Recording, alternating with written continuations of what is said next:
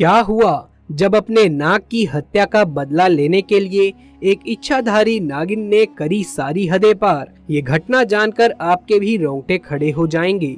दोस्तों, वीडियो शुरू करने से पहले महादेव के सच्चे भक्त कमेंट बॉक्स में हर हर महादेव जरूर से लिख दें। दोस्तों, देवों के देव महादेव के लिए एक लाइक जरूर से बनता है। राजस्थान के एक छोटे से गांव चांदपुर में खेत के समीप ही एक कुएं में इच्छाधारी नाग और नागिन का एक जोड़ा रहा करता था। एक रात्रि की बात है जब इच्छाधारी नागिन अपना रूप बदलकर चांदपुर गांव में यूं ही भ्रमण के लिए निकली थी और कुएं के पास उस समय इच्छाधारी नाग सो रहा था।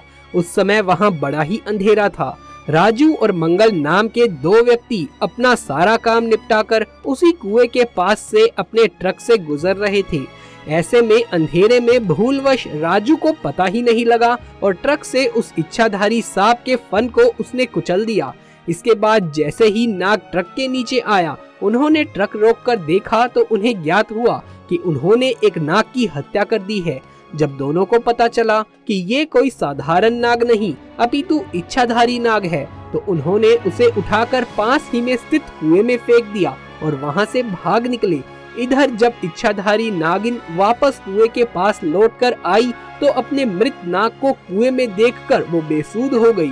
उस नाग की आंखों में उसने उसके कातिलों को देख लिया। उसके दिमाग में अब बस एक ही शब्द चल रहा था, बदला। उसने उसी समय प्रण लिया कि जिसने भी मेरे नाग की हत्या की है, मैं उन दोनों इंसानों को इसी कुएं के अंदर ही मारूंगी।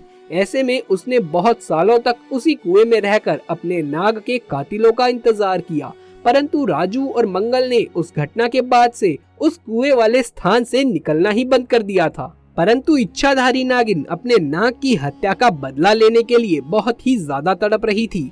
उसके सब्र का बांध अब टूटा जा रहा था और उसने निश्चित किया कि अब मैं गांव में जाकर ही उन दोनों हत्यारों से बदला लूंगी। उसने एक बहुत ही सुंदर कन्या का रूप बनाया और भेष बदलकर वो चांदपुर गांव में पहुंची। पूरे गांव में उसने नाग की आंखों में देखे उन दोनों कातिलों को बहुत ढूंढना चाहा, पर वो कहीं पर भी नहीं मिले। परंतु रात्रि के समय मंगल और राजू पुनः अपने काम से घर लौट रहे थे। आज वो दोनों पैदल ही वापस आ रहे थे कि तभी उन पर इच्छाधारी नागिन की नजर पड़ गई। उस समय उसने बहुत ही सुंदर कन्या का रूप धारण कर रखा था। ऐसे में वो राजू और मंगल को अपनी सुंदरता से लुभाने लगी। वो दोनों उसकी सुंदरता पर मोहित हो चुके थे। ऐसे में उस लड़की ने कहा कि आओ मैं तुम्हें स्वर्ग की सैर कराती हूँ। वो दोनों भी बेसुध हो गए और उसके पीछे पीछे जाने लगे। वो उस लड़की की सुंदरता में इतना मोहित हो चुके थे कि उन्हें समझ ही नहीं आ रहा था कि वो दोनों उसी स्थान पर जा रहे हैं जहाँ उन दोनों ने उस नाग की हत्या करी थी। अब वो लड़की रूपी इच्छाधारी नागिन उन दोनों को लेकर उसी कुएं के पास आ गई और अपना भयंकर और विशाल स्वरूप उन दोनों को दिखाया, जिसे देखकर दोनों के पसीने छूट गए और डर के मारे दोनों कांपने लगे। इच्छाधारी नागिन ने उन्हें अपना पक्ष रखने का मौका तक नहीं दिया कि भूलवश उनसे नाग की हत्या हुई थी और डस डस कर कुएं के पास ही राजू और मंगल दोनों को मारकर अपने नाग की हत्या का बदला ले लिया और अपने प्रण अनुसार दोनों के शव को उसने उसी कुएं में फेंक दिया